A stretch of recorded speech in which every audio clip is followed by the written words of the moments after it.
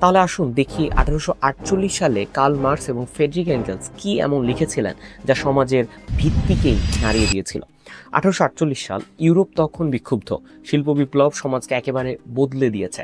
বিশাল কারখানা, বিস্তৃত শহর আর নতুন এক শ্রমিক সমাজ যারা অত্যন্ত খারাপ অবস্থায় বসবাস করছে। অন্যদিকে কারখানার মালিক আর ব্যবসায়ীদের একটি ছোট গোষ্ঠী অসম্ভব ধনী হয়ে উঠছে, ঠিক যেমনটা আজকের দিনেও আমরা দেখি।